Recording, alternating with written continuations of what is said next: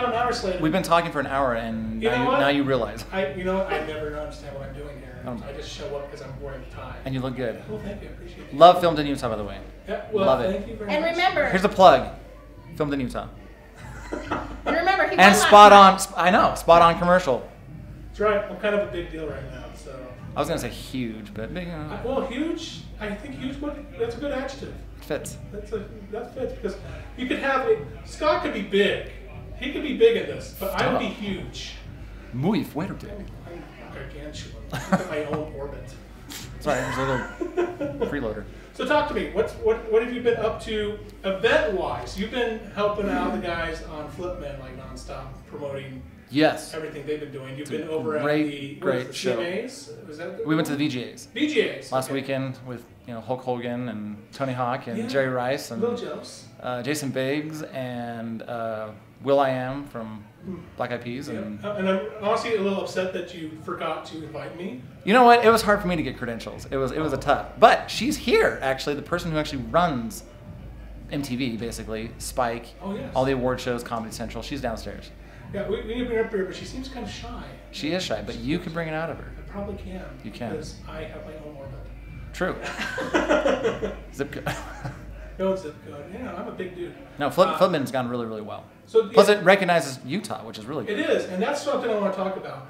Reality shows don't typically film in Utah unless they're looking at the stereotypes like Sister Wives. Which moved. Yeah, and then now they're in Vegas or something like that? They are in Vegas. Yeah. So, how did Flipmen get the deal here in Utah, of all places? Well, we first cut a pilot, is what our intention was, and we cut it a year ago, and we shopped it, and we sent it out to everybody that we can contact and whatnot, and there we had good interest, but not the interest, and so Mike and Doug just said to themselves, you know what, we're going to do it anyway.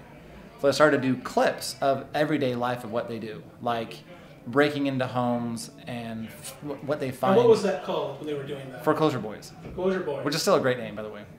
And they could see old episodes of Foreclosure Boys online still, right? Actually, they can't. It's gone. When we signed with Spike, they made us take it down. Oh, I enjoyed those. I enjoyed them too. They could make a comeback and whatnot, but they bought, essentially what Spike bought was the brand. They bought Mike and Doug's brand, which happened to be Foreclosure Boys at the time. And so we just released a whole bunch of clips. We'd have a good friend of mine, he just filmed stuff that you wouldn't believe me if I told you, because unless it's on video, you wouldn't believe it. And so for the reality side of it, it's very little they have to make up, which is really cool. So we started to release these video clips, and they became very popular. And then finally they got into the hands of David Broom, who owns a company called 25/7, which produces The Biggest Loser. And within a week, we had a deal with Spike. It was 1 in a million, unbelievable. And that's fast. That seems like it moved really quickly. It is unheard of. Yeah. And so do they enjoy filming in Utah? I mean, out in LA, when you're filming these reality shows, you have to get permits up the wazoo. In Utah, that's not the case, is it? No, Utah actually, here's why, there's many reasons I love Utah, but Utah is so easy to work with. In fact, our first day of shooting, we were at the courthouse downtown, which are not allowed to film per se at the courthouse. And so the police came and like, you can't film here, when we had permits for that shoot.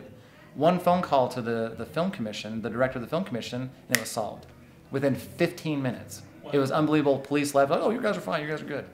It was really, really cool, and that would never, ever, ever happen in LA. Ever. Never. No. They would charge you more money. Yeah, and then you don't have to pay for filming on the street. Even in LA, you have to have just a street permit to be out there filming. And when you guys are going out to the rural areas or just into different residential areas, you don't have that issue, do you? Not at all. No. It is the most film-friendly community ever.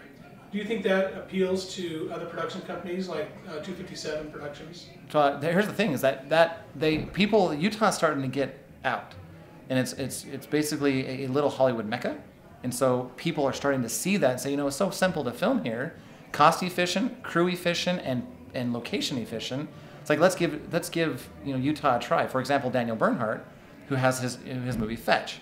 He shot it. Great little film. It was like that. Awesome. You should actually do a little clip of that. Oh yeah, we're gonna talk to Danny there. Yeah, but he wants to film that in Utah because it's so filmmaker friendly, and so yes, it has gone out there, and what we've done as far as a reality show has helped to get Utah noticed, and that's a really cool thing for us and for Utah and in general.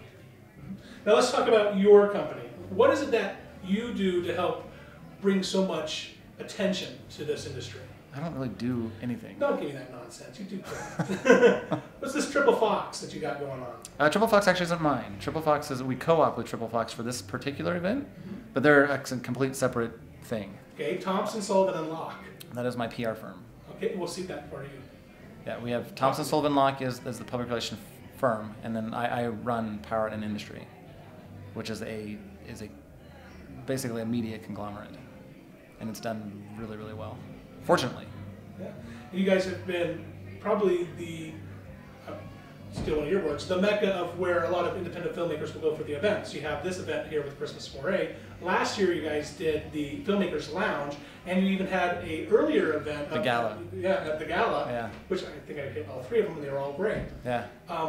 Do you have more of these awesome events planned throughout the year? Or yeah, we have the Independent Filmmaker Lounge again at Sundance. January 20th. Oh, you are doing it? Yeah, it's January 21st. We're co-oping with the St. Regis. It's okay. the St. Regis has a location that is massive. It's like 10,000 square feet up on the very top of St. Regis. Yes. It's clear tinted, and so we have a section in there that's the Independent Filmmaker Lounge. So it's actually a larger area than we had at our lounge in total last year. Which was nice, but it was cozy. That's putting it nice, yeah. It was super crowded, but became one of the most popular lounges because we catered to the true independent filmmaker. Yes. And we allowed them to be there. Because Sundance has gotten really political, and it's who you know and blah blah blah blah blah. And the funny thing about, and Doug, if you interview Doug, it's Doug and I, we started to sneak into the lounges and sneak into the parties a few years ago, and we decided, let's throw our own. And it worked out beautifully, and our sponsors were awesome, the people were awesome, and part of that connection has helped us inevitably at what we do now. So it's a really good experience for us, and we're doing it again. Yeah, it was a great event. I'm glad you guys are doing that. Keep me posted on what's going on, because I'm going to plug you guys every single week. So, because you guys are the few places that have a good reputation on making it really outstanding events. Yes, we don't do things that aren't funded. No, yeah. You don't do anything for copy and credit. No, don't do copy and credit. Although it's a really cool idea, but we're well funded. Excellent, Danny. Thanks for talking with me. You bet. Appreciate it.